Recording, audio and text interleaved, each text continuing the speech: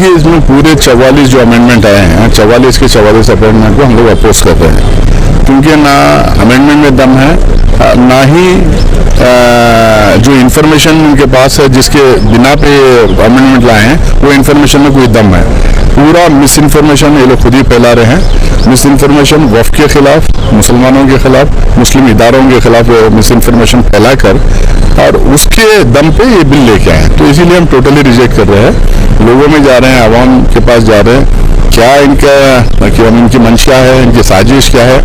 ये अगर ये बिल पास हो गई, अगर ये अमेंडमेंट्स आ गए तो क्या हमारे इदारों के लिए दिक्कतें पैदा होने वाले हैं, समाज में क्या गलतफहमी फैलने वाले हैं, समाज में क्या दिक्कतें पैदा होने वाले हैं, ये सारा हम आवाम के बीच में जाके समझा रहे हैं। यहाँ पे 1 तारीख को जेपीसी आएगी, तो जेपीसी जब आएगी तो एज ए विटनेसेस जाना पड़ता, क्योंकि वक्फ बोर्ड का मैं मेंबर हूँ, तो वक्फ बोर्ड की तरफ से भी प्रेजेंटेशन होना है।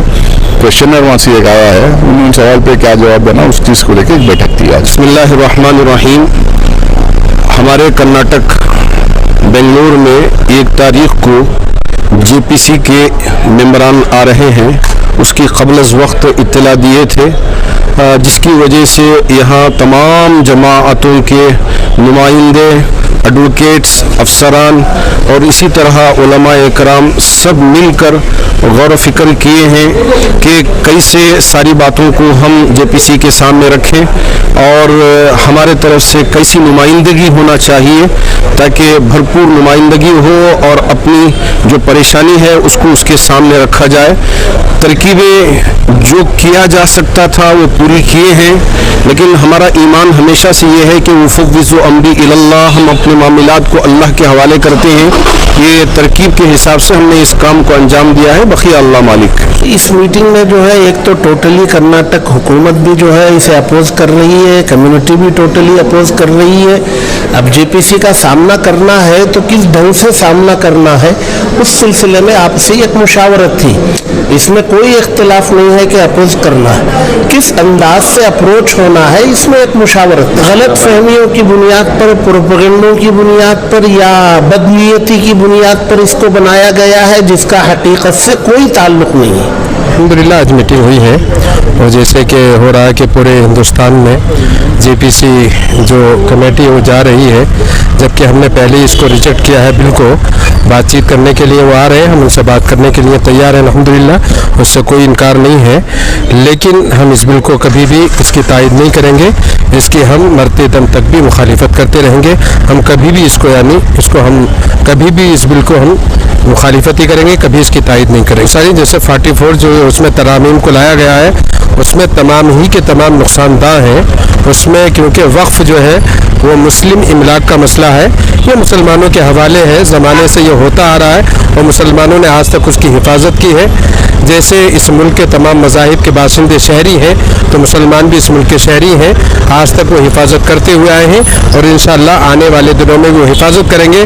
इसको खिचड़ी बनाने की कोशिश ना की जाए, खिचड़ी बनेगी तो फिर वक्फ बोर्ड का जो मकसद है वो बिल्कुल ख़त्म हो जाएगा। तो यानी इस सूफिया की तरफ से मैंने ये समझता है कि वो उन्होंने वक्फ तरमीमी बिल को पढ़ा हो या उसके नफ़ा व नुकसान को जानते हो, सिर्फ यानी उन्होंने किसी से सुना और बोल दिया।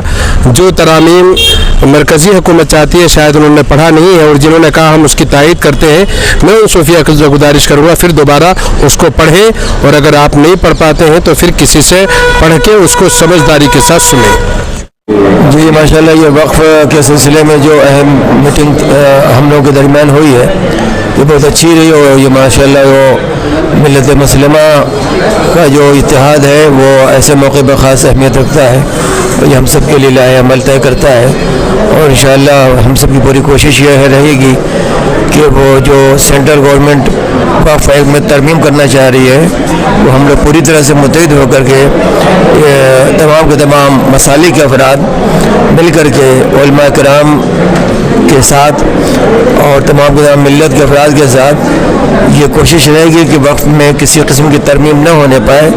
जो हमारे बुज़ुर्गों का असासा और हमारे असलाफ का जो छोड़ा हुआ और ये वक्फ किया हुआ जो जायदाद और खाना और मस्जिद और मदरसा है ये हर हाल में उसी एतबार से बाकी रहे, तो ये हम सब के लिए बहुत बेहतर नतीजा हासिल हो।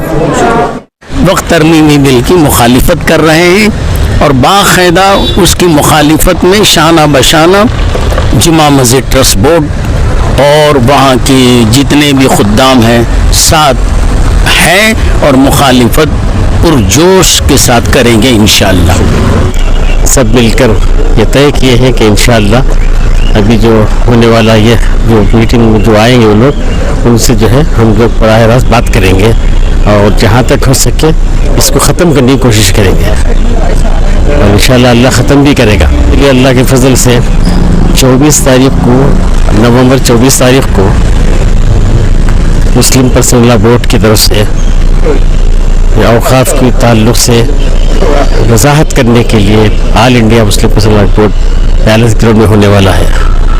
तो उसमें कोशिश हम करेंगे कि हर घर में हर फर्द को ये मालूम हो जाए कि वक्फ क्या चीज़ है, उसे कैसे बचाना चाहिए।